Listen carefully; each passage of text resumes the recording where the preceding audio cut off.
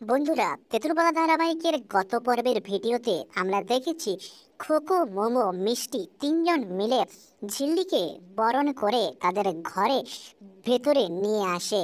হ্যাঁ বন্ধুরা, শেষ পর্যন্ত সবকিছু মিটে গেলেও রানা এসে হঠাৎ করে ঋষিকে বলে যে ভাইয়াজিকে কি জবাব দিবি? আমি কিছু বলবো না, তোকে গিয়ে বলে আসতে হবে যে তুই বিয়ে করে ফেলেছিস। আর এর সঙ্গে এটাও বলতে হবে যে তুই খেয়ালিকে বিয়ে করতে পারবি না। হ্যাঁ বন্ধুরা, এবং ঋষি সঙ্গে সঙ্গে রাজি হয়ে যায়। ঠিক আছে, আমি গিয়ে নিজেই বলে আসবো ভাইয়াজিকে যে আমি খেয়ালিকে বিয়ে করতে পারবো না। হ্যাঁ বন্ধুরা, ঠিকই শুনছেন। ঋষি তার কথা মতো সে রিজুকে নিয়ে চলে যায় ভাইয়াজির কাছে, এবং ভাইয়াজির কাছে গিয়ে খেয়ালির সামনে, সবার সামনেই বলে দেয় যে সে খেয়ালিকে বিয়ে করতে পারবে না, এবং সে কোনোদিন কথাও দেয়নি যে সে খেয়ালিকে বিয়ে করবে। সে সবার সামনে বলে যে সে ঝিল্লিকে বিয়ে করেছে। এটা শোনার পর খেয়ালি এবং ভাইয়াজি দুজন মিলে খুব ক্ষেপে যায় এবং তাকে সেখানেই মারার প্ল্যান করে। কিন্তু ঋষি মাথা বুদ্ধি করে সে ওখান থেকে বেরিয়ে আসে। হ্যাঁ বন্ধুরা, খেয়ালির কথায় ভাইয়াজি ঋষির কোনো ক্ষতি করে না। ঋষি এবং রিজু দুজনেই ভালোভাবে তেঁতুল পাতাতে ফিরে আসে। হ্যাঁ বন্ধুরা, এইদিকে রানা খেয়ালিকে ফোন করে এবং খেয়ালিকে মাথা ঠান্ডা করানোর চেষ্টা করে, কিন্তু খেয়ালি কোনো কথা শুনতে চায় না।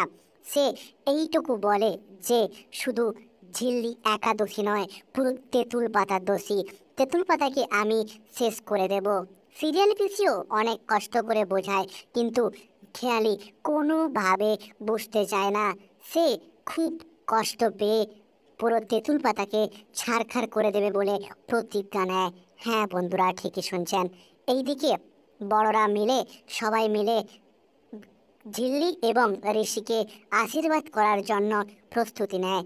ঠিক সেই সময় রানা এসে ওই আশীর্বাদের কাজে বাধা দেয় এবং ঋষি সেটাকে আটকায়, এবং ঋষি বলে এই কাজ হবে, তুই আটকাতে পারিস না।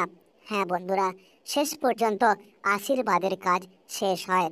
বাড়ির ছোট ছোট ছেলেমেয়েরা মিলে একটা বাসর রাতের প্ল্যান করে, যাতে ঝিল্লির মনটা আগের থেকে একটু ভালো হয়। কারণ ঝিল্লির মনে খুব দুঃখ, সে এখনো ট্রমাটাইজড ভাবে রয়েছে। সে অনেক কষ্ট ভুলতে পারছে না, এই জন্য তারা এই প্ল্যান করে। কিন্তু শেষ পর্যন্ত কি সব কিছু ঠিক হবে? হ্যাঁ বন্ধুরা, এটাই দেখার বিষয়। এই ছিল আজকের পর্বের গল্প। গল্পটি ভালো লেগে থাকলে অবশ্যই চ্যানেলটিকে লাইক করবেন, ভিডিওটিতে লাইক করবেন, এবং চ্যানেল নতুন হলে অবশ্যই চ্যানেলটিকে সাবস্ক্রাইব করে পাশে থাকা বেল আইকনটি অবশ্যই ক্লিক করে দেবেন। পরবর্তী পর্বে আমরা দেখতে চলেছি ঋষি গিয়ে তার মাকে অনেক বোঝানোর চেষ্টা করে। সে তার মায়ের সঙ্গে আলাদাভাবে কথা বলে, কিন্তু তার মা কি ঋষিকে এবং ঝিল্লিকে সঠিকভাবে মেনে নেবে? হ্যাঁ বন্ধুরা, এটাই প্রশ্ন। পরবর্তী পর্বে এই ভিডিও আমরা দেখতে চলেছি।